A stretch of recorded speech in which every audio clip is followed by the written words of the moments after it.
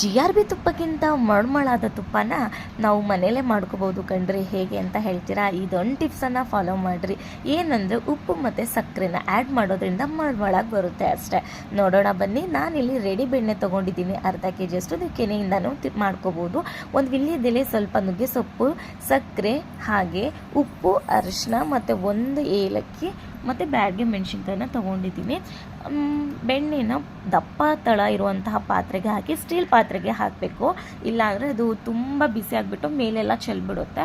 ಅದಾದಮೇಲೆ ನಾನು ತೋರಿಸಿರುವಂತಹ ಏನು ವಿಳ್ಯದೆಲೆ ಅವೆಲ್ಲ ಇತ್ತಲ್ಲ, ಒಟ್ಟಿಗೆ ಆ್ಯಡ್ ಮಾಡಿ ಬೆಣ್ಣೆ ಕರಗಿದ ತಕ್ಷಣ ಈ ಥರ ಚೆನ್ನಾಗಿ ಮಿಕ್ಸ್ ಮಾಡ್ತಾನೆ ಇರಬೇಕು. ಬೆಣ್ಣೆ ಕಾಯಿಸುವಾಗ ನೀವು ಅಲ್ಲೇ ಎದುರುಗಡೆನೇ ನಿಂತ್ಕೊಂಡಿರಬೇಕು. ಅರ್ಧ ಟೇಬಲ್ ಸ್ಪೂನಷ್ಟು ಮೆಂತೆನ ಕುಟ್ಟು ಹಾಕಿ, ಇದರಿಂದ ಸೊಂಟ ಎಲ್ಲ ಗಟ್ಟಿ ಇರುತ್ತೆ ಅಂತ ಹೇಳ್ತಾರೆ.